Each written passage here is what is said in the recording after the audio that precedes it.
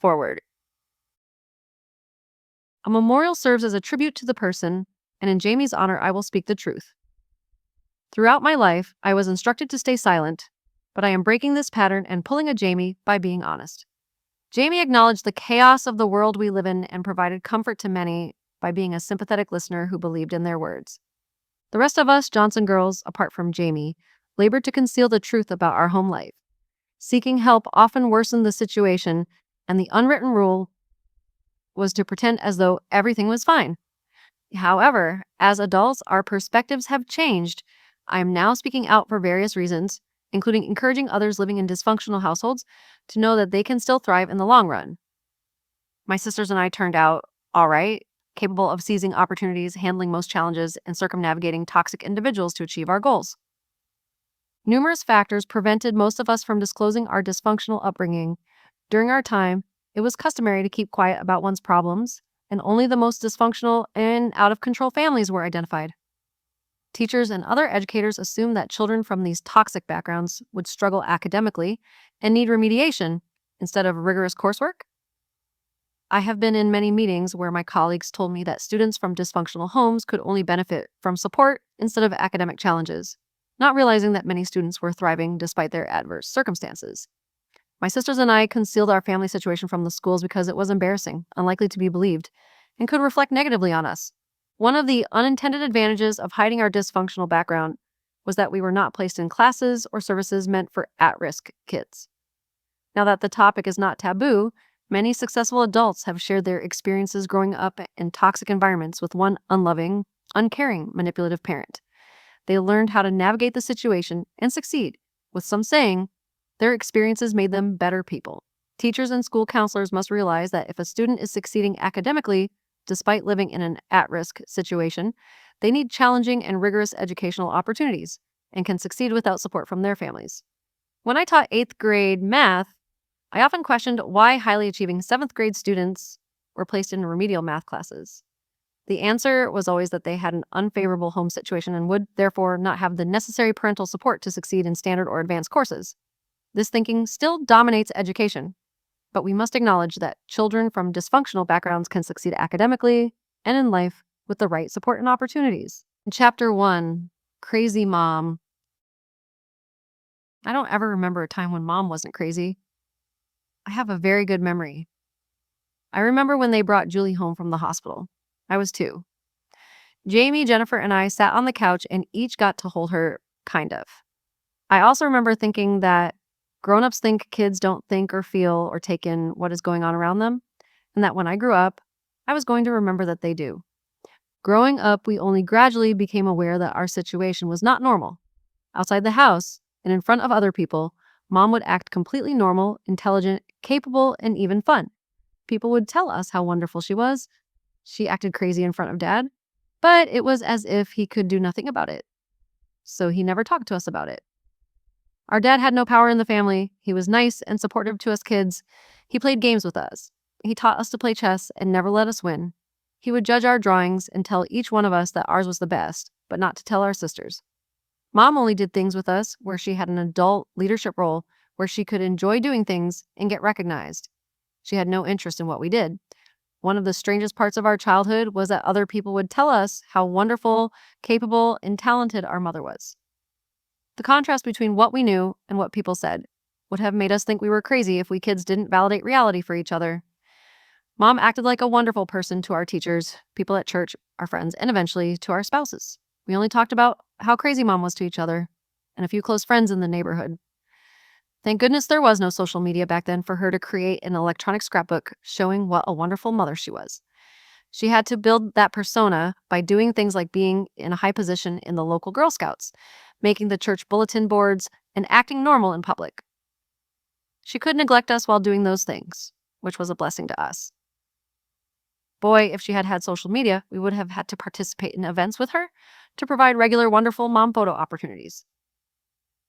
This would have made the strangeness even more pronounced and would have required us to act as if things were wonderful for the photos. At age 2, I knew mom was crazy. Jamie was 4. We shared a room, and from the time I could talk, we'd review the crazy things mom did when we went to bed. We spent all the years that we lived at home navigating around her and trying to figure out what was wrong with her. We picked up early on that we were not supposed to talk about how crazy mom was and that we were to pretend as if nothing ever happened when she would have raging tantrums or do something crazy. Jamie and I could talk openly in our room at night. Our closest neighborhood friends knew mom was crazy because eventually they witnessed her rages and general behavior toward us when she was not playing to an audience.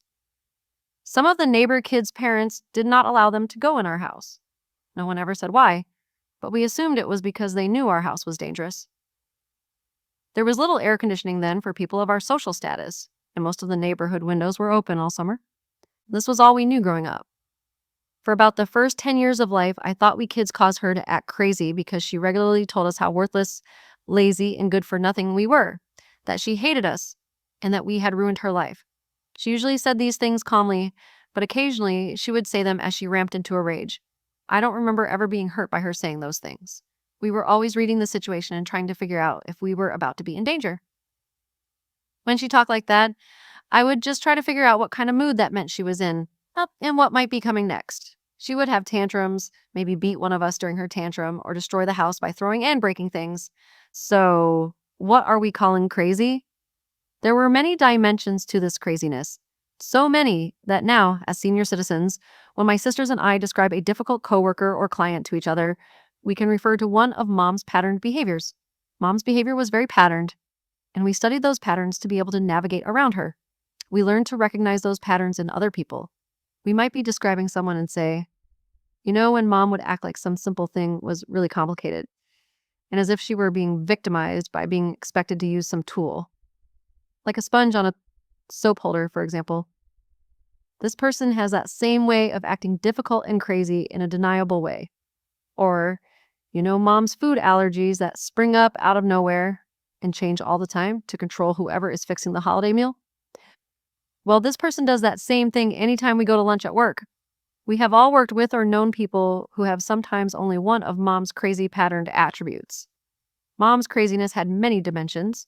Her craziness included violent rages and childlike tantrums. She also made up lies about family members or her history to illustrate how she was victimized and to vilify people. She would tell these stories matter-of-factly and was good at it. They sounded believable and true.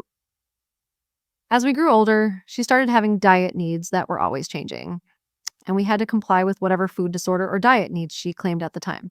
Not only did she have food allergies, but she could claim to have illnesses that she had never had symptoms of because she either ate or didn't eat certain foods.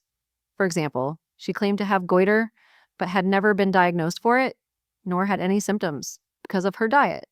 She'd say that if we used certain ingredients in meals, we would cause whatever diseases she currently didn't have to suddenly show up. She would also routinely, purposefully leave things behind, like her purse in a restaurant or clothes in a hotel, so that we'd have to go back and get what she left and not be able to do what we had planned.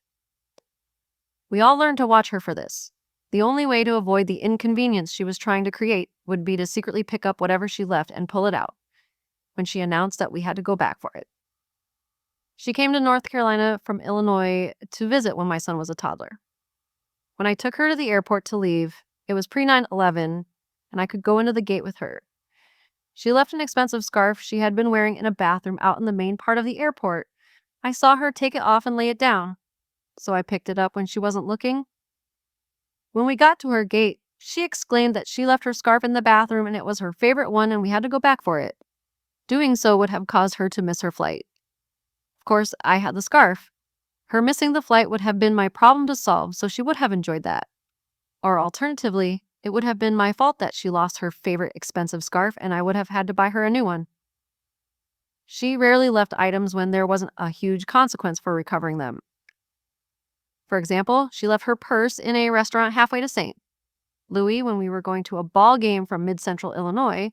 She remembered it, and we had to go back about an hour's drive to get it. If there was not going to be a huge consequence, we learned to leave whatever she left. If you spoiled her fun of causing a huge inconvenience, you'd pay some other way. Her tantrums were kind of spooky.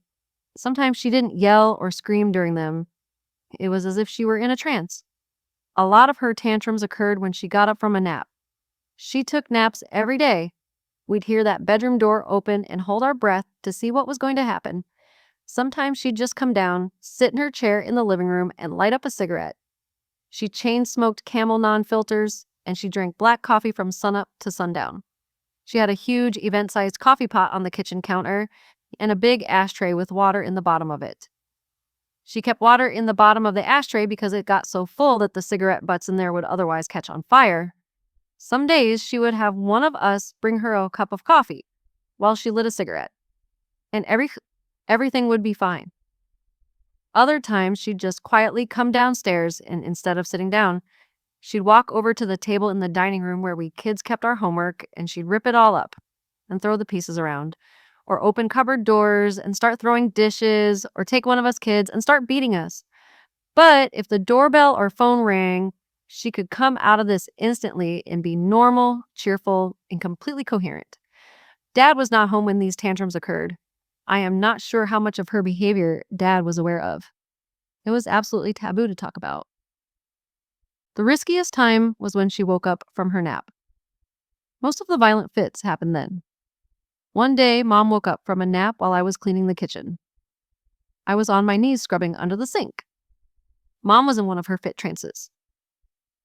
She calmly walked into the kitchen and started throwing the coffee cups that hung under a shelf. Then she walked over to me and grabbed me by the hair and started banging my head against the pipe under the sink. I was trapped and couldn't get away. Jamie and Julie were there. They got her off me. She once threw the dishes out of the cupboards, toppled furniture, ripped up papers, then took a box of Oxidol-powered laundry soap and poured it over the mess. The Oxidol on everything made cleanup much harder. After other tantrums, we'd comment that at least there wasn't Oxidol on everything as we cleaned up. After a tantrum, she would go upstairs in her room, and we kids would clean up her mess. We always cleaned them up, while she went upstairs and waited for us to remove any sign of her tantrum. She then acted as if they never happened. This was very strange. If we did not have each other to talk with about what happened, we would have felt crazy going from the rage, chaos, and destruction to acting as if nothing had happened, and everything was fine. There was no gradual transition. It was like an on-off switch. Jamie and I used to wonder to each other what would happen if we ever failed to clean up after a tantrum. We were too afraid to try it, and for Jamie to be afraid is something. When Dad was working the night shift at one of the local factories, she would wake us up in the middle of the night by turning the radio up full blast, turning on all the lights, running the vacuum sweeper in our bedrooms, and get us up to do some crazy chores. She'd be in a sort of trance-like anger state. Jennifer and Julie were awakened in the middle of the night, along with us to learn to make sandwiches or to clean the house. Dad took salami sandwiches on white bread with yellow mustard to work in his lunch. Everything Mom did was organized, orderly, and usually way more complicated than it needed to be. This night, we had all been asleep for hours when she turned on all the lights and the radio full blast. She had us go downstairs and stand at the counter while she laid out the bread to make 6 or so sandwiches and threw the salami like frisbees at us. We always made a week's worth of Dad's lunches at the beginning of the week and froze them. Maybe one of us made them wrong or something. Dad would never have complained. We did not know what triggered these events, if anything did. If she destroyed our homework, we just had to work around that. We were all very good students, and a few missing homework assignments wouldn't hurt us much. We were supposed to put our homework on a specific spot on our buffet at night. If something was really important or a long-term project, I would either not bring it home or would hide it. She once ripped up Julie's Dick, Jane, and Sally book because of the unwritten but very real rule that we were not to talk about what Mom did. We couldn't explain missing work. We'd have to make up a lie. Julie was in first grade. She didn't know what was going to happen when she didn't have her reading book. She got to school the next day, and the teacher handed her a new book and said that Mom had called and explained what happened. We always wondered what explanation Mom gave. It is doubtful that she explained that she was having a tantrum and tore it up. We suspect she may have blamed it on Julie. In junior high school, I had a Latin project with a partner. We researched the Greek and Roman gods and made a poster describing and comparing them. We spent weeks on this. I had it home the night before it was due. I had to finish some things to turn it in the next day. It was too big to hide, and Mom knew I had it. So I put it on the buffet and tried to act as if I didn't really care about it. It was too much for her. She could see how much work had gone into it, so she had a fit and ripped it up. A very good friend of mine was my partner. We were both getting highs in Latin. I think we still got A's. I told her that Mom ripped it up. That was one of the first times I told anyone about Mom outside the neighborhood. This friend said it was okay. And we just took the 0 and did not make an explanation for why we had no project to turn in. Sometimes Mom would be busy with a project, like sewing or planning a Girl Scout or family camping trip, and she'd be enjoying what she was doing and just totally ignore us kids.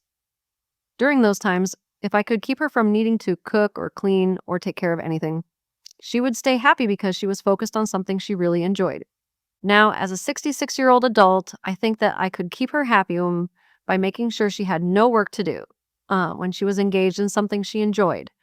But as a child, I thought I could keep her from having what we called fits at any time by making sure she had no work to do ever. I still watch people around me who seem to get upset if they must work, and I try to do the work for them without being noticed to keep them from acting unpleasant. I would far prefer to do additional work than to be around a negative or toxic person who is acting out. Chapter 2.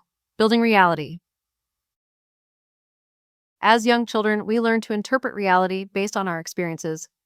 My sisters and I grew up in this household where we were not only learning to navigate around our mom, but strangely, everyone who thought she was wonderful, talented, and intelligent. The world at home was completely different than outside the house. My favorite book as a child was The Lion, the Witch, and the Wardrobe, because my world was like theirs in the book. My home life was chaotic and violent, and I had to be super aware. But step out the door, and the world was calm, and everyone was nice, and my mom was a different person. She smiled, was friendly, and treated us kids nicely. It was like going through the door into another world. Jamie and I would talk at night and try to figure out reality. How old were we? I can't say because we talked every night about this as far back as I can remember. In addition to our crazy mom and discussing how to survive every day, we discussed religion. We did not know what was real and what wasn't real. We sure could see that all the adults we knew pretended to live in a reality very different from ours, that our mom was wonderful, talented, and great to be around. When we started school, we went to L.T. Stone Elementary School in Galesburg, Illinois.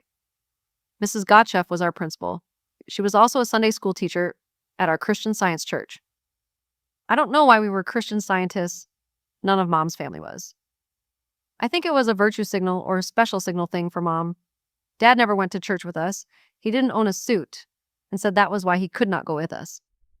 Christian Scientists don't believe in doctors or traditional health care. But we went to the doctor. All of us kids were vaccinated. But for camp and school, when we were supposed to provide proof of vaccinations, Mom would instead provide a card saying that because we were Christian Scientists, we did not need to provide this. She implied that we were not vaccinated, yet we were. There were 2 Sunday school classes in the basement of the First Church of Christ Scientists in Galesburg. The little kids, Tina, Lori, and our sisters Jennifer and Julie, were in one, and the big kids, John, Linda, and Jamie, and I were in the other. We mostly had to memorize verses of the Bible and would be instructed about how, if you think correctly, you will never have any illnesses. Like Mom's fits and the dysfunction in our house. No one ever talked to us about the things we learned at church that might not make any sense. The fact that our elementary school principal was one of 2 Sunday school teachers in our church made me think that what I was learning at church was equivalent to what I was learning in school. I thought I had to learn what they were teaching, just like I had to learn to read and do math. Christian Science teaches that illness is imagined, and members are not supposed to go to the doctor. Jamie and I would discuss at night how all the old people in the church wore glasses. This made no sense to us since they were teaching us that if we think correctly, we will never have anything physical wrong with us. We would ask about these things at church and be given the signal not to ask questions like this. One of the things that we memorized was a string of sentences in answer to who is God. The answer was that he was all-knowing, all-being, omnipresent, omnipotent, supreme, etc. I thought we had to know and understand what we were learning, with the principal in charge and all. I did not know the words omnipresent nor omnipotent, so I asked what they meant. Mrs. Gottschalk explained that these mean he is everywhere and all-powerful. I explained that to my sisters, so we'd better understand what we are being taught. Mighty Mouse was a cartoon we watched. To Julie, this meant that God must be like Mighty Mouse. He's here, he's there, he's everywhere, so beware. So, she answered, "Who is God?" with that Mighty Mouse song after I explained this to her. She was sent out of the classroom for punishment. This may be what started her brat streak, which she had from then on, and has to this day. Julie also answered, "John," when asked who God was. She thought that the only boy in Sunday school, John, must be God, because she thought that God lived at church and was a boy. Once again, she had to sit out in the hall. In both cases, Julie wasn't trying to be ornery. She thought these answers were correct, based on what she knew. Julie wasn't even in kindergarten yet. I watched the adults' reactions to her misunderstandings. I could see why these answers made sense to her. They acted as if she were misbehaving. That was curious to me. We also had to memorize the commandments. I was probably in first grade because John and I were the youngest kids in the big kids class. Jamie and Linda were the older kids. Jamie would have been in third grade and Linda in second. We all had to do the same work.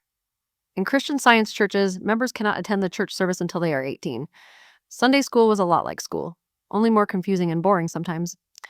We had lessons, mostly memorizing things, and we'd take turns showing that we had done so in class. Then the teacher might tell us a story from the Bible. I had developed the need to figure out what we are supposed to do and do it from trying to navigate the world of mom. I thought it was super important that we never do the things that the commandments say not to do. This was presented as a top 10 list of things you can never do or should always do, and we had to memorize the list. Do not kill was easy to understand. I tried to get some clarification as to whether this included insects. I never really got any. But what the heck was committing adultery? How am I going to not do it if I don't know what it is? So, I asked. My elementary school principal, the highest authority that I knew, explained that committing adultery meant mixing good with bad, and gave the example of mixing orange juice into milk and ruining both. My thought was, seriously? That is as bad as killing. Whatever. I was just trying to make sense of reality. What did I know? It seemed to me that killing would be so much worse than mixing orange juice into milk, but there is so much about this reality that doesn't make sense to me, that I am open to anything. Not long after getting clarification on what committing adultery meant, we were having a birthday party in our yard on West North Street. The cousins and neighbors were there. Our next door neighbor, Jimmy, was kind of a brat already, in a class clown sort of lovable way. He was funny usually. For the party, we had root beer fizzies. These were like Alka-Seltzer tablets with sugar and flavor in them. For people who could not afford soft drinks, we had them at birthday parties. The kids all got a glass of water and a fizzy tablet. Jimmy was watching his like a science experiment. The bubbles were fizzing up. He scooped up dirt and added it to the glass. We only got fizzies on very special occasions. I could hardly believe that he ruined his fizzy. I yelled to the adults, "Jimmy is committing adultery." I thought he was breaking a commandment as bad as killing, although I didn't understand why it was as bad as killing. But a lot of reality didn't make sense to me. The adults all laughed. They didn't do anything. They were probably smoking and drinking beer. I tucked that aside. Jamie and I discussed this that night. Something is wrong with this religion thing. They make us memorize the list of the 10 worst things you could ever do, and then when Jimmy is doing this, they laugh. They tell us that God is here, there, and everywhere, and when Julie likens him to Mighty Mouse, she must sit in the hall. He seemed a lot like Santa Claus to me, but I dared not say that out loud. I learned from Julie's lesson. There were only certain stories we'd read from the Bible. One of the stories that we heard repeatedly in Sunday school was in Luke, where the angel appeared to the shepherds, and they were terrified. The angel told them not to be afraid. And then they weren't. This terrified me. First, I couldn't distinguish between what I was learning at school and at Sunday school as far as how these things differed. My elementary school principal was the teacher, and she was teaching me this story. It didn't seem like something that could happen. But then again, maybe it could. I thought if you pray, an angel might appear, which didn't seem like it would be that much different than seeing a ghost. In fact, I didn't see how it was any different from seeing a ghost. Terrifying. And then how would it get you to suddenly not be afraid, except for hypnotizing you or taking control of your mind? There was no way I was going to pray. And I hoped none of my sisters would conjure one up either. The only prayer we ever said in our house was before meals. God is great. God is good. Let us thank him for our food. Amen. I didn't feel like that would risk conjuring up a ghost-like supernatural being who would take control of my mind and make me not be afraid of a terrifying event. That was a safe prayer. We also learned at church that anything physically wrong with you, like an illness or even an itch or pain from sunburn, could be eliminated if you thought correctly. I wasn't quite sure what correctly meant. The Science and Health with Key to the Scripture by Mary Baker Eddy was not very clarifying either. Later in life, when I read Willa Cather's book on Mary Baker Eddy and Mark Twain's book on Christian Science, I understood why it wasn't clarifying. By the time I was 6 years old, I was constructing my understanding of reality to include trying to understand how life outside the home could be so different than life inside the home, how thinking correctly would heal any physical problem. And correct thinking should involve praying, but that could conjure up a supernatural being. And no one else seemed concerned about these things. There were contradictions everywhere, like the emphasis both at home and church on washing our hands or covering your mouth when you cough. If germs couldn't make you sick, why would my Christian Scientist principal and Sunday school teacher be so focused on having kids wash their hands? To add to my confused reality construction, I saw a public service announcement on television that said all aliens had to report to register at the post office by January 1st. The PSA sounded totally real. What alien meant to me were the monsters on Lost in Space. Sometimes they were even invisible. They were almost always dangerous and evil. I found Mom in the kitchen and told her that I had seen this PSA and asked if her aliens were real. She said they are real. And there are probably some aliens teaching at Knox College up the road.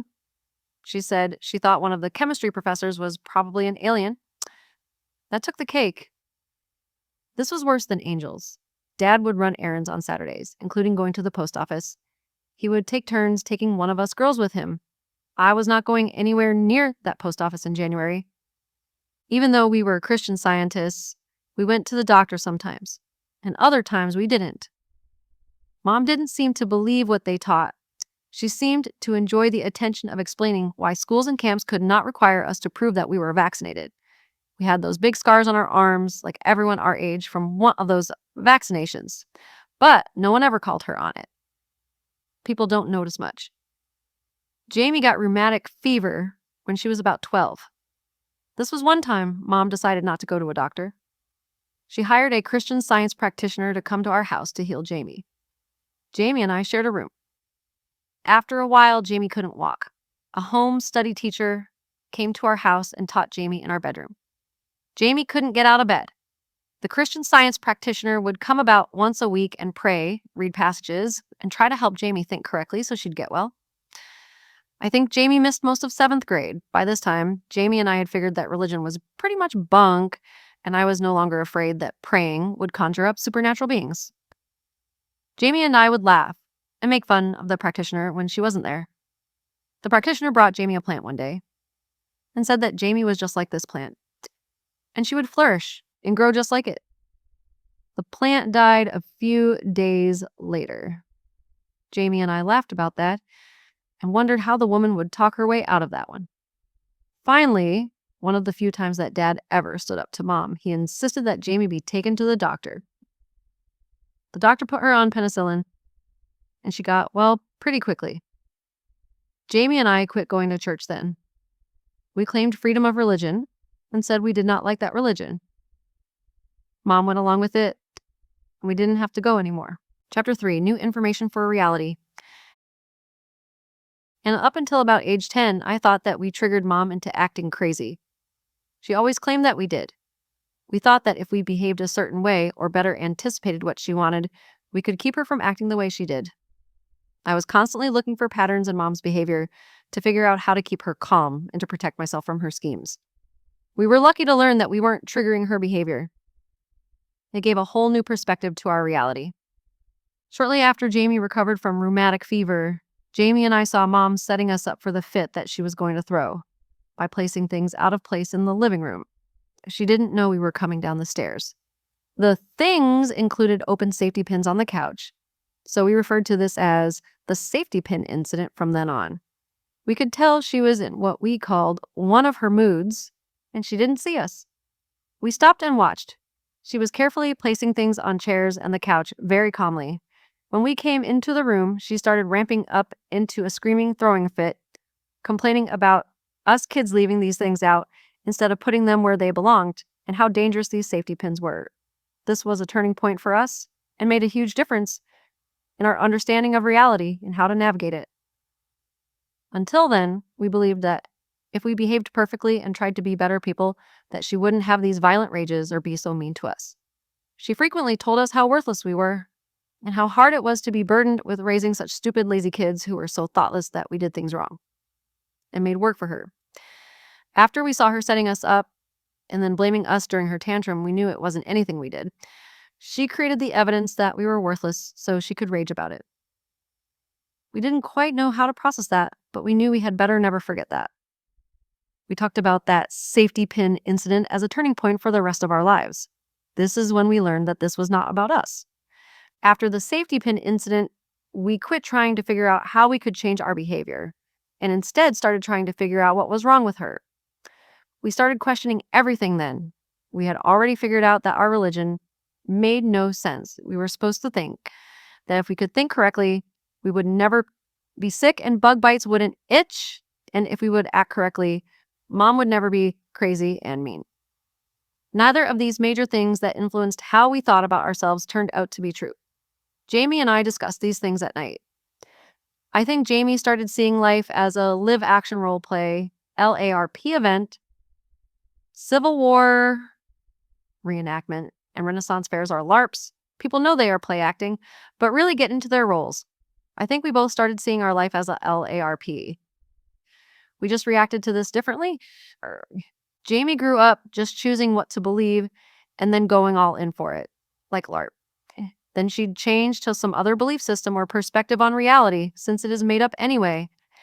She lived on a commune for a while, was straight, was a lesbian, was a fortune teller who could read palms, joined countless 12-step programs, and had illnesses that required service animals, before that was even a trend. She was very creative. As a young adult, one of my sisters might ask me what Jamie is doing now. I could answer, she's a Christian head of La Leche League and planning protests where women are going to breastfeed in the pews this Sunday, or she's a fortune teller volunteering at a gay pride event to raise money by reading palms. Or maybe, I think she has terminal cancer this week and has a comfort dog with her at all times, but I'm not worried because last month she had some other terminal disease and it was over before I knew what it was. After we had claimed our religious freedom and quit going to church, Jamie joined the First Christian Church, a more mainstream Protestant church, and went by herself. This was the beginning of Jamie doing LARP. Christian Science does not baptize. Jamie decided to get baptized in this church, and for some reason, she decided that Julie should also be baptized. We're not sure of the ages, but Julie believes Jamie was about 14 or 15, which would make Julie 10 or 11. Here's how Julie tells the story. Jamie came up to me one day and told me she had scheduled me to be baptized at the First Christian Church. She told me the date and time. And I, being about the most complacent person in the world, agreed. I didn't even ask any questions. Jamie wants me to get baptized. Okay, I'll get baptized. On the day the baptism was to take place, and about 5 minutes before the time it was to take place, I was playing in another churchyard with my friend Geraldine. We were trying to do headstands when I remembered that it was the day I was to be baptized. I looked in the neighbor's window to see what time it was. I told Jerry we needed to ride our bikes to the First Christian Church, about half a mile away. We rode our bikes and didn't even bother to use the kickstands. We just tossed them on the ground and entered the church. I remember going inside and seeing about 8 other kids dressed to the nines. They were dressed as if they were going to be flower girls or ring bearers in some big fancy wedding.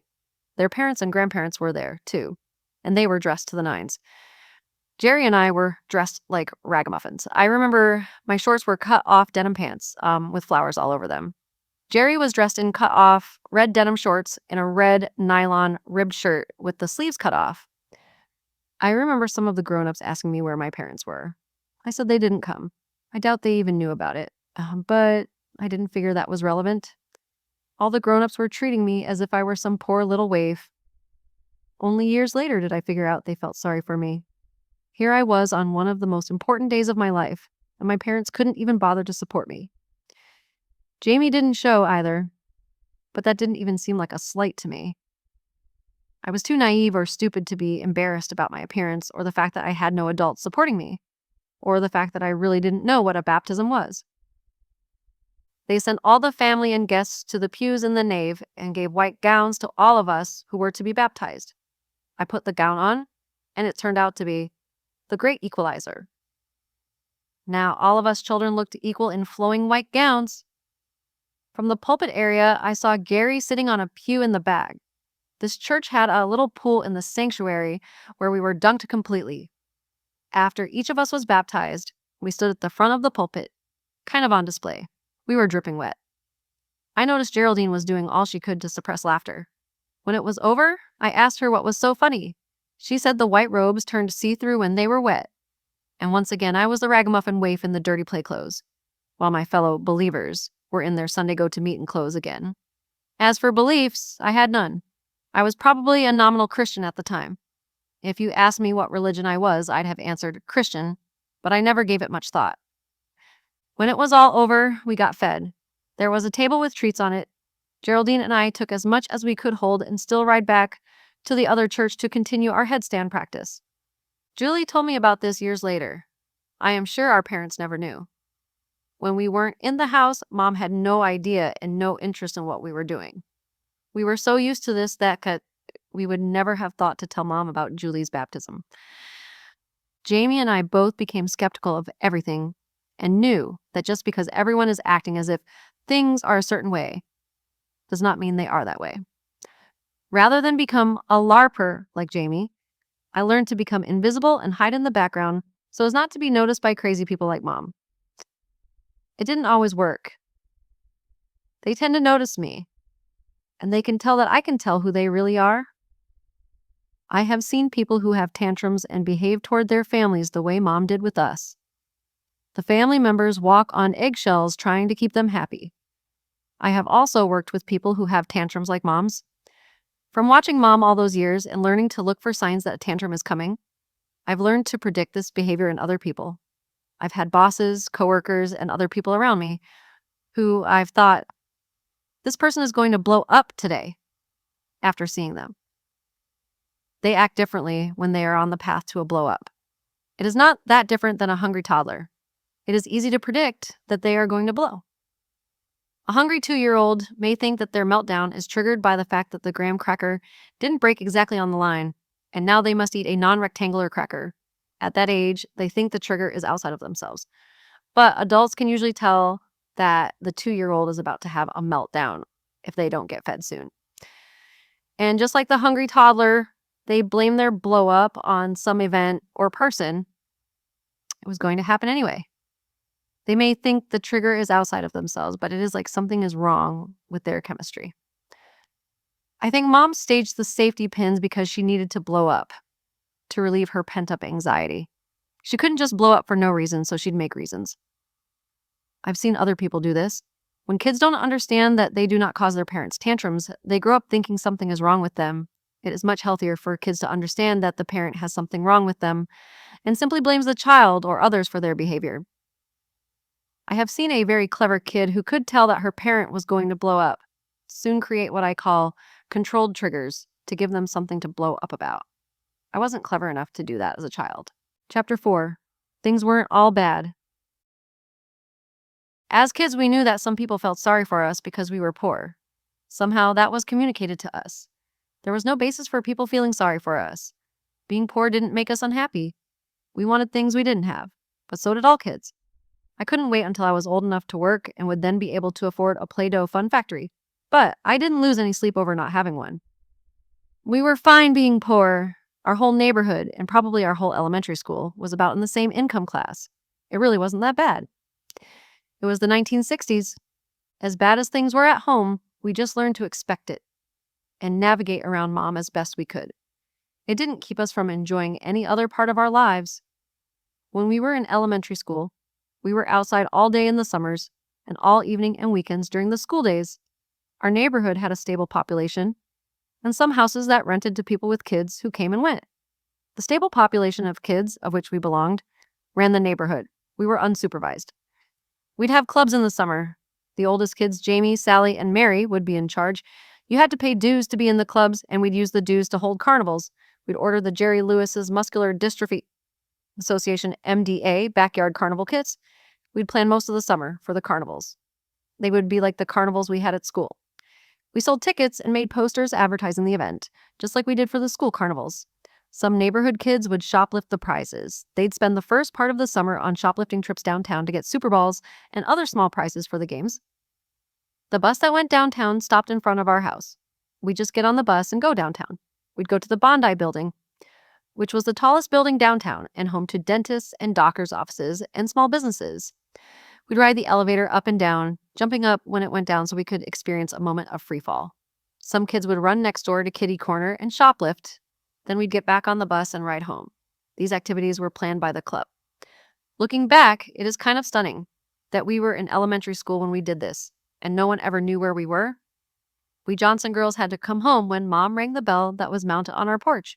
Someone would stay in hearing range of the bell and ride a bike to find us if we were out of range, and it rang. Because Mom slept for hours a day, it was usually unlikely that she'd be calling us home unexpectedly. No one ever shoplifted at Nelson's. This was the five and dime in our neighborhood. Pearl Nelson always knew what we were up to. We'd sit at her counter and eat snow cones while planning. We spent all our allowance there on penny candy. She was the only adult who ever knew what we were doing. We'd have scavenger hunts to get money. We'd spend a day making scavenger hunt lists with common items on them. We'd cross out most of the common items and then put coins with specific but not rare dates on the list. In 1965, we might put a 1964 dime on the list.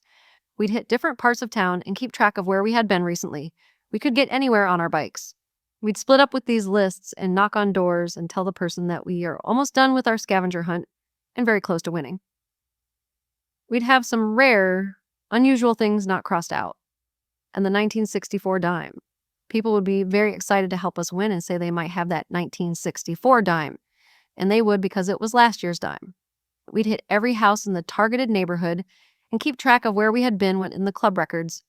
We'd meet back up at the club area. We kept the lists in a cigar box. This is how we got money to ride the bus downtown. I am not sure what we did with the rest of the money, since we shoplifted all the prices and charged admission to our carnivals. We probably bought refreshments for ourselves to eat and drink during our club meetings. Our clubs would have executive officers. We'd vote for president, vice president, secretary, and treasurer each summer. We'd also name the clubs and vote on a list of names. We'd decide whether to allow the temporary renter kids to join. We always did. We needed them to play outfield when we played baseball. We didn't have enough kids for 2 teams. When we weren't having club meetings, we were playing baseball, hide and seek at night, cards or board games, bike riding, or swimming at the YMCA or in the lake. We lived outside. We'd run all over town in the sewer system. The boys would throw cherry bombs in to scare out the rats, and then we would run under streets and come up to different parts of town. This avoided the trains of Galesburg. Galesburg has railroad tracks everywhere, and I think we counted over 60 trains one day. Pearl eventually told our parents we were running around town in the drainage sewers because she was worried it wasn't safe.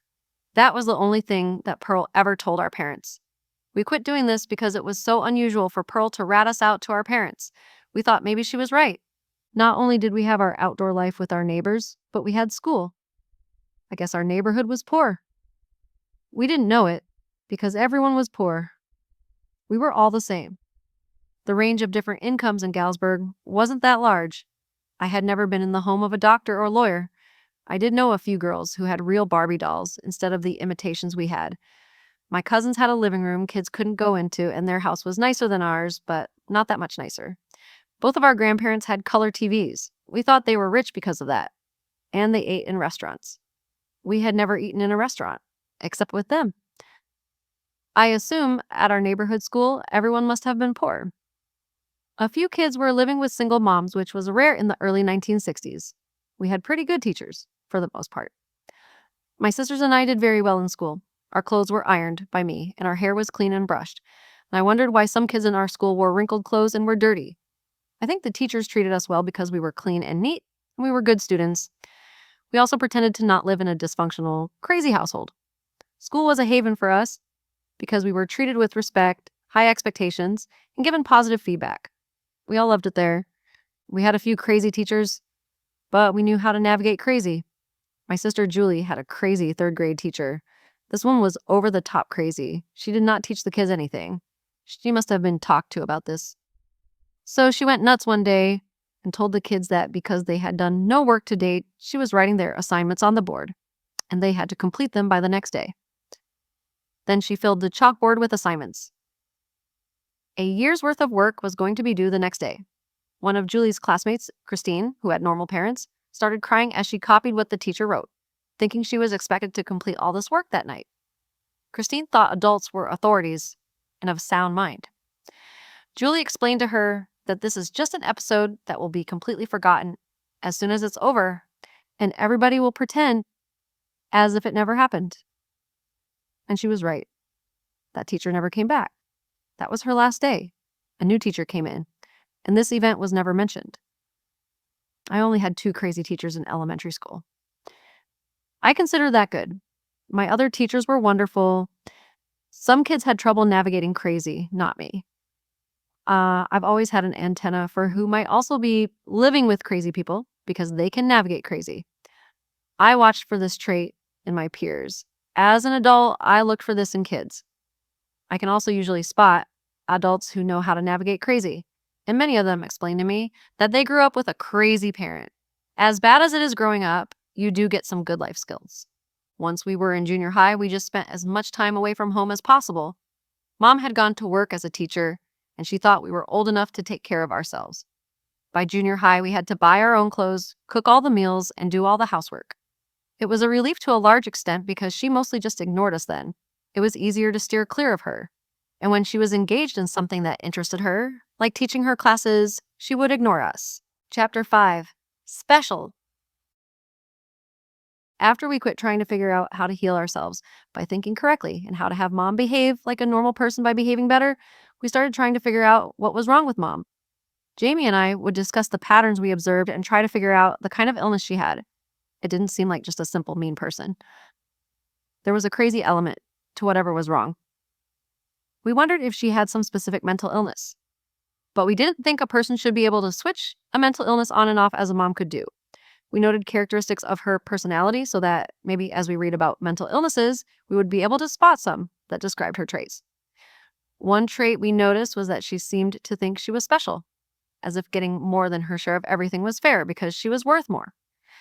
If there were 2 kinds of people, special and lesser, then Mom thought she was a special kind, and Dad and his family were the lesser kind. Mom would tell stories that illustrated how inferior Dad's family was.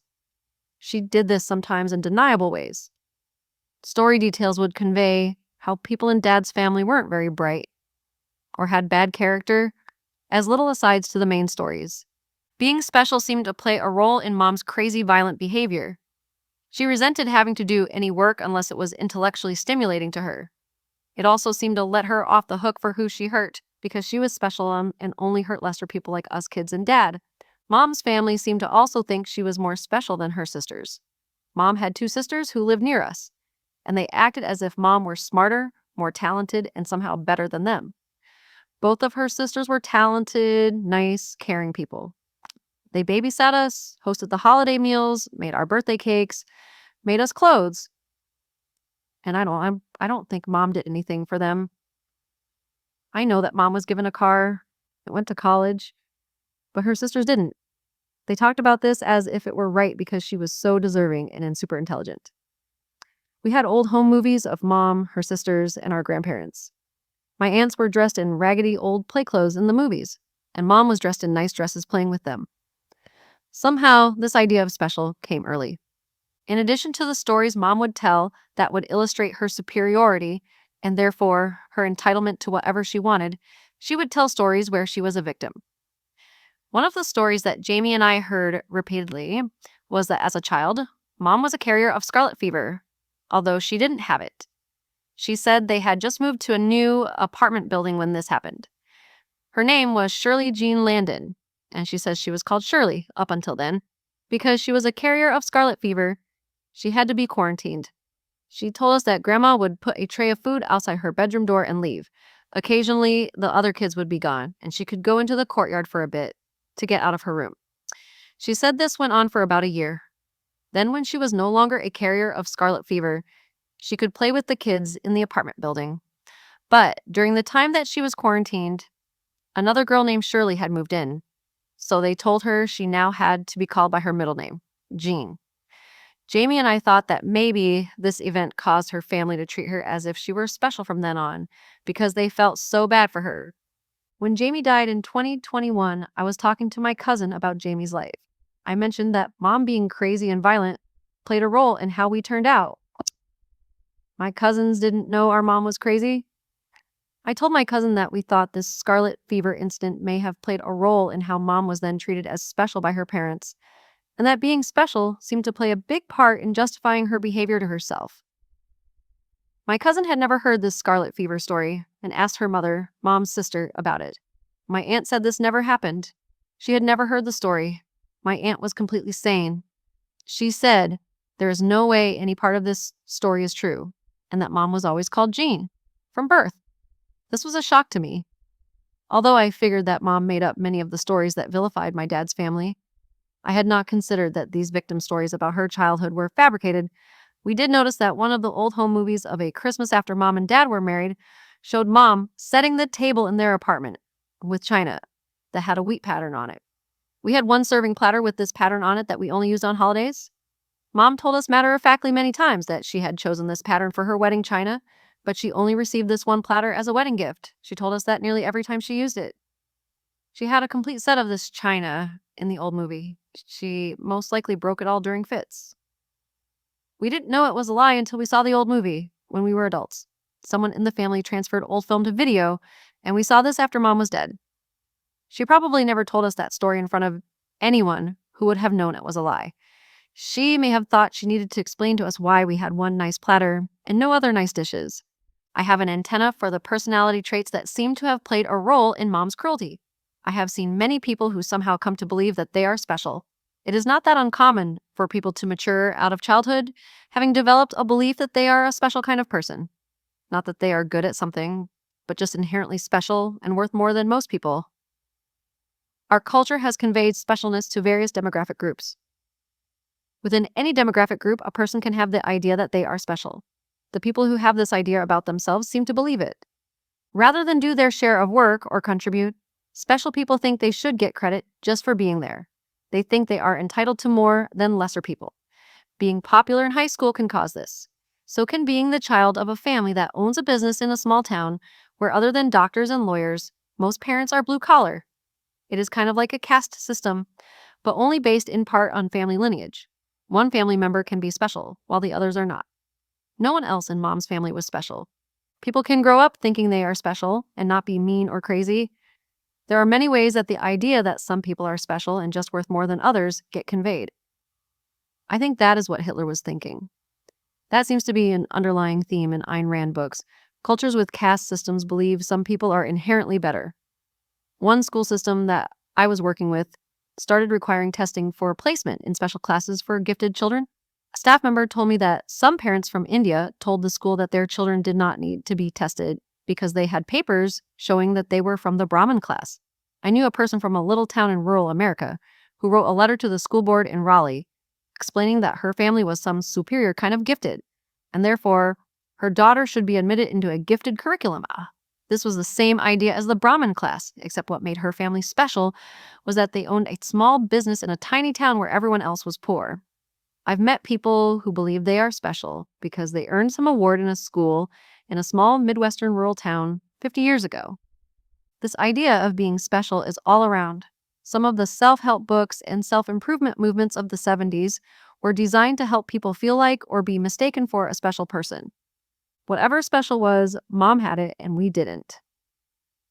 I wasn't sure what made a person special, but it seemed to be a concept that other people recognized.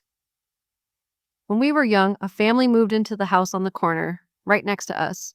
It was one of the nicest houses in the neighborhood, but the houses didn't differ that much. Both the mom and dad were teachers, She was an elementary school teacher, and he was a high school English teacher. They had 3 kids in the same age range as all the kids in the neighborhood that we played with. The father met with our dad and another neighbor and explained to them that they were only temporarily living in our neighborhood. They were going to save money and move to a better neighborhood.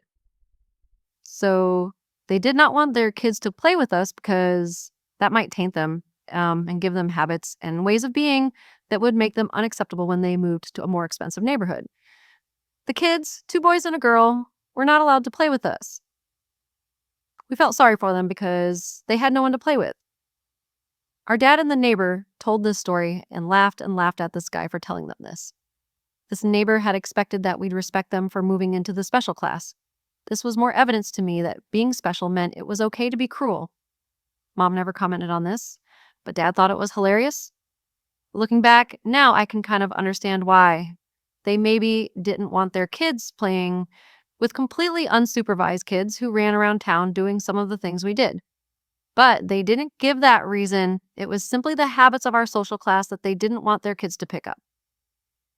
As an educator, I've been to many professional development events for teachers that explain the differences in habits of low, middle, and high-income people.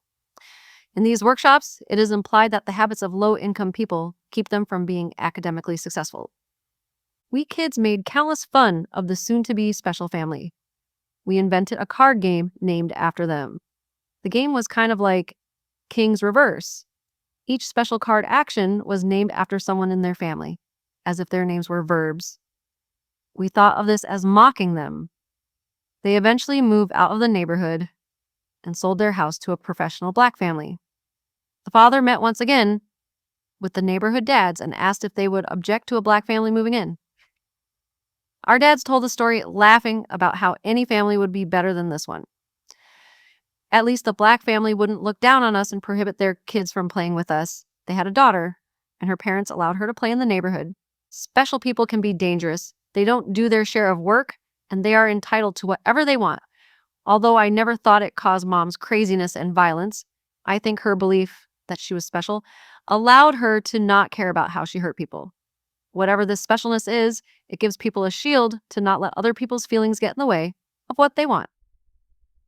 They only have empathy with other special people.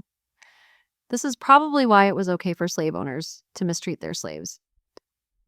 Remember in Huck Finn when Tom is surprised that Jim loved his daughter? He'd always been told slaves didn't have feelings for their family members, so it was okay to separate them from their children. I saw other examples of specialness while growing up. Jamie got a job working at the Harrington Home for Children in Galesburg. She cleaned and worked in the kitchen. This was an orphanage or group home for foster kids. She made friends with 3 siblings who were living there off and on. Their mother had problems, and Children and Family Services removed them from their home more than once to live there. The 2 sisters were good-looking, academically successful, well-behaved kids. I didn't know their brother well. He couldn't live there when he became a teenager. The place closed on holidays, so they came to our family's holiday dinners at my aunt's house with Jamie. The girls also spent the night at our house many times. At one point, they were available to be adopted and were by a Knox College professor and his wife. They adopted only the 2 girls. They were probably about 12 and 14 years old. This couple told them that they could no longer spend time with us because they were going to have a better life now. We were supposed to understand this, just like with our neighbor. They would sneak out and spend time with us anyway, but we had to hide it. Years later, I was attending Knox College and took a course from the professor who had adopted them. He did not remember ever having met me before, and I didn't remind him. As a Knox College student, he treated me as if I were one of the special kind of people. I took a physics class from him. He was a good professor and very kind and supportive to students, including me. I could tell that he assumed I was one of the special kind of people because I was attending Knox College, and I was good at math and physics. He tried to talk me into changing my major from math to physics.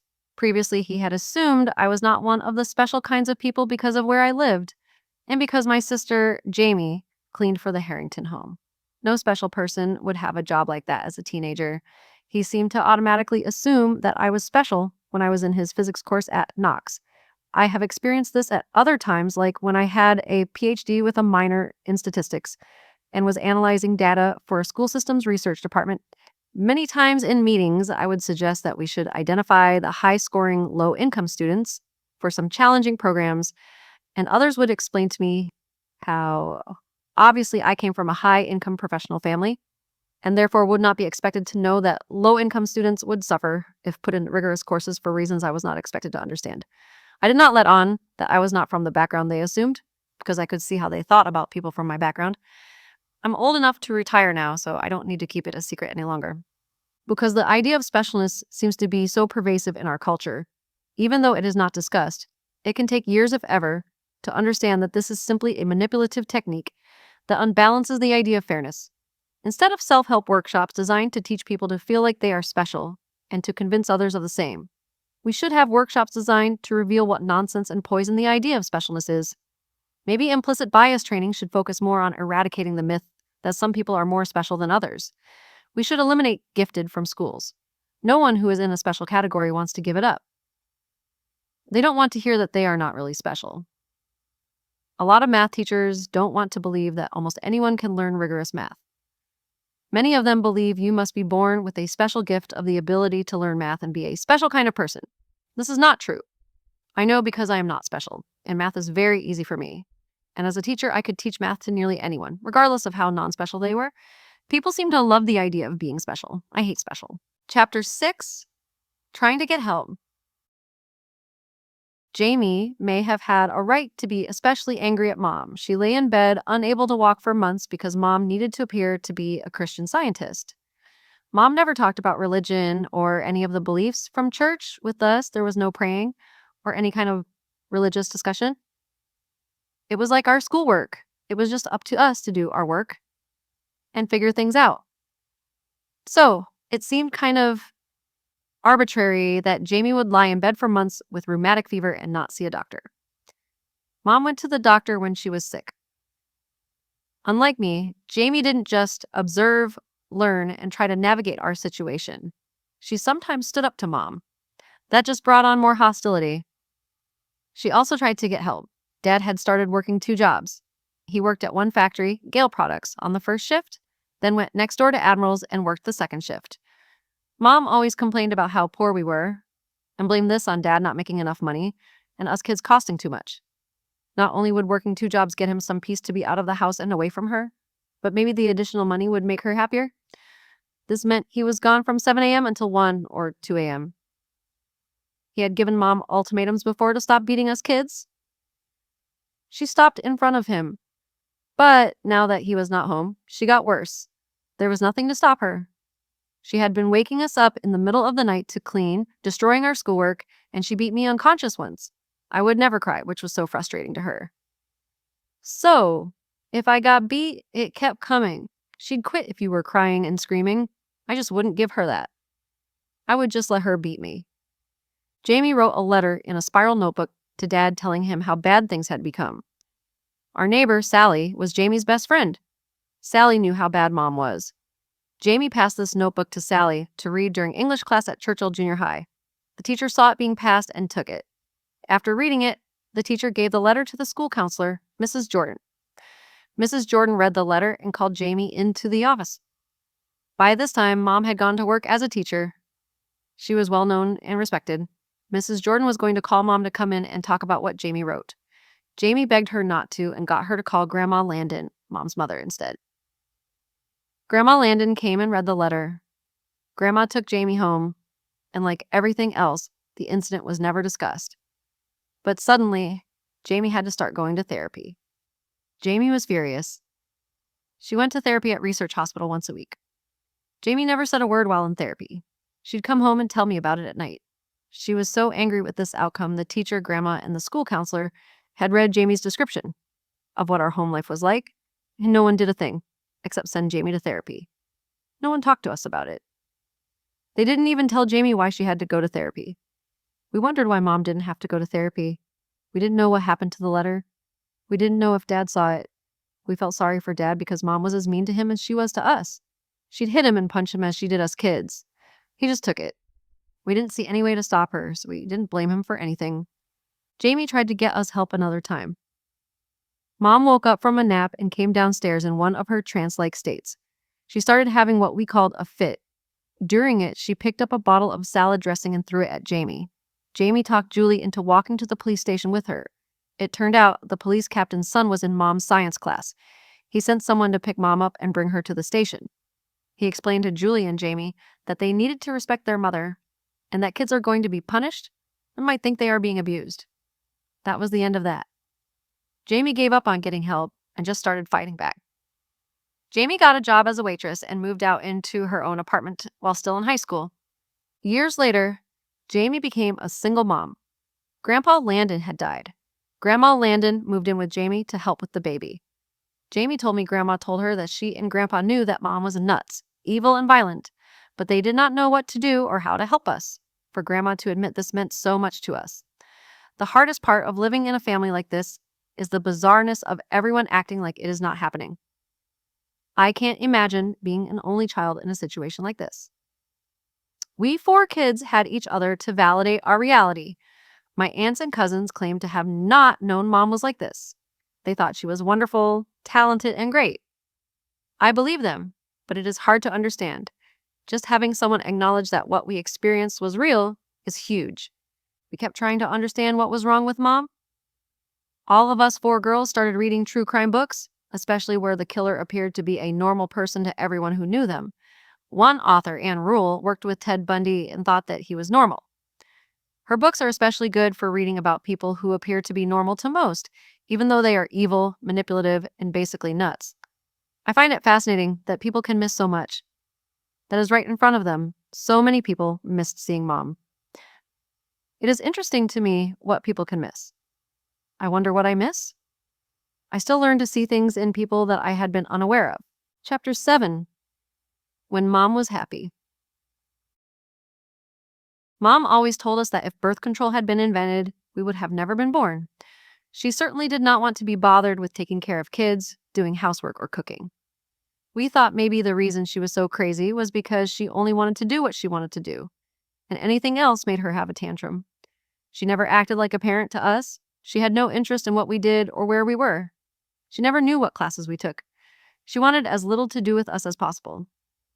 I don't remember her ever asking me what I thought about anything.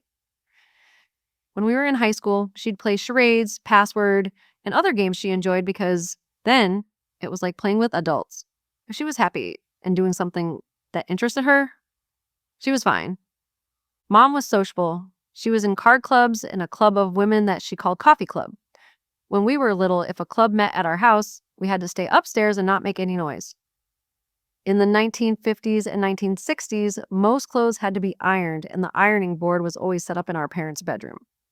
I noticed early on that having to do work made Mom very unhappy. My sisters and I still joke, for example, that if Mom cooked a meal, someone was going to be wearing it. She couldn't get through cooking a meal without going into a fit and throwing the food, usually at one of us. And she hated ironing more than she hated cooking. So I cooked and I ironed. Mom was having coffee club one day in our living room. We kids were not allowed to go downstairs for any reason during coffee club. No exceptions. I was 5 years old. I had not gotten dressed yet and was ironing in my pajamas. The cotton pajamas I was wearing were very wrinkled, and I thought they'd be beautiful if they were ironed. I pressed the hot iron to my stomach to iron the top. I got a very bad burn the shape of the iron on my stomach. Jamie and I tried to figure out what to do. The pain got worse as we put wet washcloths on it. We waited until coffee club was over before going down. Mom took me to the emergency room and they treated me. She didn't tell us that we did the wrong thing by not alerting her. When it happened, Mom liked to sew. She always had sewing projects. Her sewing stuff was always out. She kept the sewing machine always set up in the dining room. There was fabric and thread all over the living and dining rooms pretty much always. She would buy clothes that she didn't like, take them apart with her seam ripper, and then remake them. She'd change the collars or put a different kind of sleeve on them. She even bought shoes one time and took them apart and remade them. We didn't know if this was part of her craziness or if she would have done this even if she were not crazy. One project could take a month.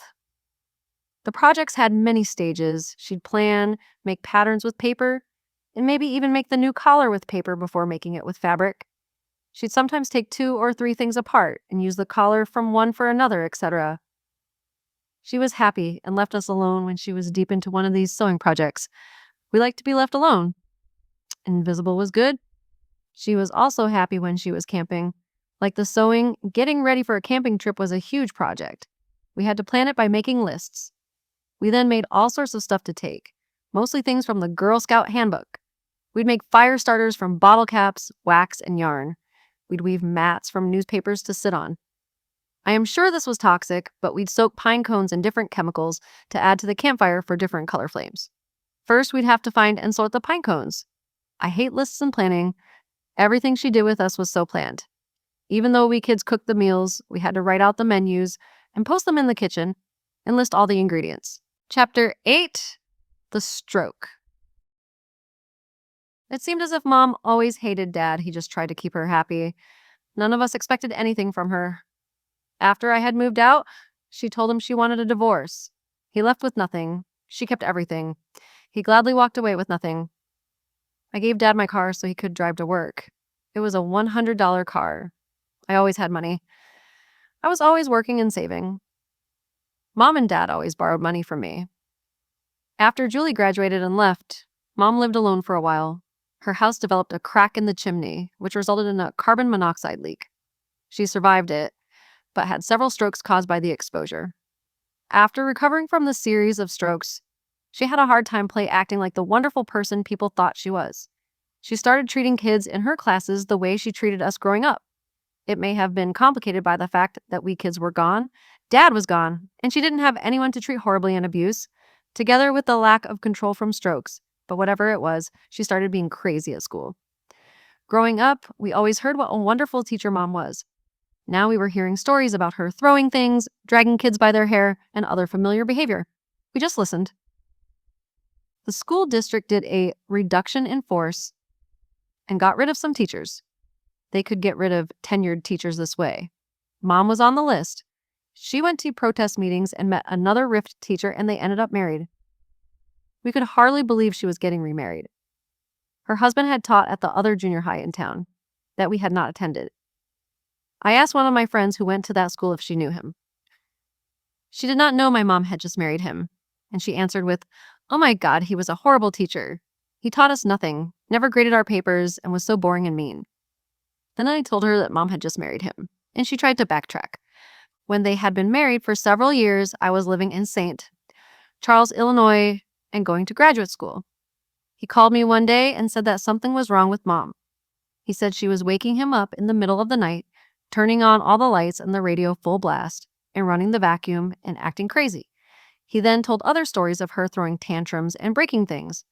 I told him that this is what she does. He didn't think I understood.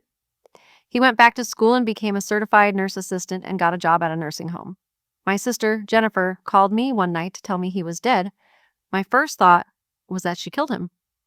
I had always thought that if any of us kids had been an only child, that she would have killed us. Jennifer then explained that he had had a heart attack at work. I called Jamie and told her that he was dead, and her first question to me was, "Did Mom kill him?" Chapter 9, Life is Good. Jamie had moved out when she was in high school. I wanted to get out of high school and go to college. I got through high school taking random courses, mostly art. I wanted to enroll in college prep courses, but my school counselor wouldn't let me. She said I had to be more or less invited to take those courses and that I was not college material. She instead enrolled me in a remedial English class in which I was one of a few in it who could read. We listened to records of books being read in this class. I thought of this situation as another obstacle that I had to get around. At the time, I wondered why other kids in similar situations actually believed their school counselors.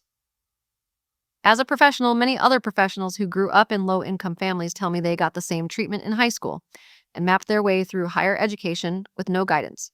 I applied to a state school on my own, with no help from school counselors or parents. I did not know about scholarships. I thought scholarships were for athletes or people who could play an instrument. I didn't apply for any. I would not have known how to borrow money. I don't think I even knew that was possible. I paid for this one semester, and then I had to quit because I was out of money. I moved back to Galesburg. Mom was going to charge me more than I could afford to move back into my bedroom. Mom also told me that anything that I bought while living in her house belonged to her. So she wanted to keep my stereo and a bookcase I bought at a yard sale. I did not want to live there, but I had no place to go at first. I quickly found places to sleep. I slept on Jamie's floor for a while and stayed with a few friends. I moved back to Charleston, where the state school I had gone to was, and got an apartment with my boyfriend, Dwayne. I got a job at KFC packing chicken in the back room, while Dwayne pumped gas. He was in college still. I went to work at KFC one day and my coworkers were on strike. They were picketing in the parking lot. Growing up in Galesburg, a factory and railroad town, I had been raised to never cross a picket line. I just drove right by without stopping and got my first waitress job at a Wags in a mall. I learned that you could make a lot more money waitressing than you can working for minimum wage in a fast food place. I moved back to Galesburg after living with Dwayne's family for the summer. I moved up in the restaurant world, getting a job at a more expensive restaurant that served beer. I lied about my age to be able to serve beer, but no one checked anything back then. The tips were way better. I could live on this. When Dwayne's mother told me that I'd drag him down because I was a waitress and he was going to be a professional, I moved back to Galesburg. I didn't quite understand this idea of special, but I knew it was something that people believed in. My sister Jennifer got me a job at a coffee shop where she worked. Mom and Dad had gotten divorced. Julie had joined the Navy. Jamie was always doing something different. Jennifer entered Knox College right after high school. On the last day of high school, her senior year, Jennifer was in the chemistry lab cleaning beakers, and the teacher asked her where she was going to college. Jennifer told him she wasn't going to college. He wondered why not and was concerned about this. She told him she didn't have any money and had not even considered it. This teacher called the registrar at Knox College, whose daughter had recently died. His daughter was Jennifer's friend. She had died of a septic infection of some kind unexpectedly. Her parents had set up a scholarship in her name. It was past time to apply to college. This teacher was friends with the registrar and asked if Jennifer could have the scholarship that honored his daughter. They helped Jennifer enroll. Jennifer was going to Knox College when I returned home. She worked at the coffee shop for a while, then she became the midnight teller at the drive-thru of a local bank while going to college. I had learned that the better the restaurant, the more money you could make waiting tables. I was a very good waitress. I could handle crazy, mean customers that seemed to go out to eat. For the joy of trying to make the restaurant staff miserable, I figure these folks are like Mom when she'd feel the need to blow up and they need a trigger outside themselves. So they go out to eat because surely the wait staff will provide a trigger. I've seen a lot of waitresses quit during a shift because they couldn't stand being treated so badly by crazy mean customers. They may complain that their drink has too much vermouth in it when it has none. I know this had nothing to do with the actual drink. So as not to upset the bartender who just waved the bottle over the glass, I take it and put more ice in it, wait a minute, then take it back and ask them to taste it while I waited. This always worked. I'd take their steak that wasn't done right into the kitchen and turn it over and bring it back. I only did this when I could tell the person just needs to be special and to vent their rage, and there really is nothing wrong. I saw many waitresses take these things personally, argue with bartenders and cooks about redoing something that wasn't wrong to begin with, and then get so stressed out by the double binds that they broke down and just walked out. Kids who figured out how to navigate crazy early on do well in dealing with the general public. I got a job at a steakhouse where some members of the local golf club regularly ate lunch. These guys suggested that I go to work at the country club. They got me a job there. At the country club, the money was even better, and we got full benefits. One of my friends from high school, Peter, sometimes tended bar there for big parties. He was going to Knox College, where his dad was a professor. After setting up the party, and before it started, we sat chatting, and Peter asked me why I was not in college. I told him I just can't afford it.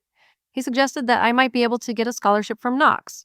He brought me an application the next day, and we filled it out. Peter took it in and submitted it for me. I was accepted to Knox with a full scholarship that was for a girl with high math ACT scores. It paid my full tuition.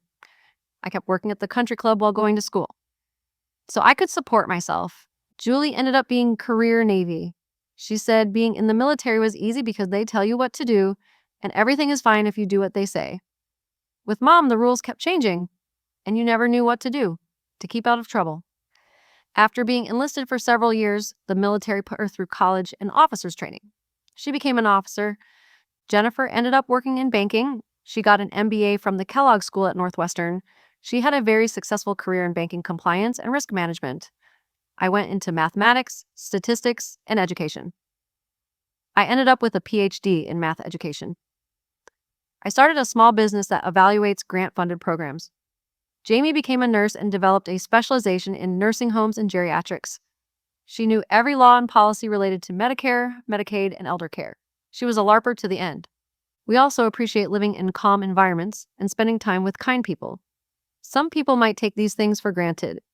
After living like that for 18 years, you learn to enjoy and appreciate little things in life. One of the great benefits to growing up like this is perspective and the ability to observe and to understand that things may not be as they seem. We also developed a sense of humor about the situation at a young age. We'd laugh about the predictable, crazy stuff Mom would do. I've often wondered what people like her would think if they knew how predictable they were, and that people laughed at their behavior. I think the only way to help kids who are living in a dysfunctional home with a parent is to provide them with opportunities where they can thrive and acknowledge their situation.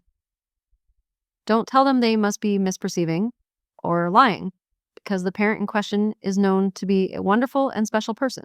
Help them develop the skills to get out when they are old enough to. If there is some other way, I don't know what it is. Confronting the parent has never had a good outcome in my experience.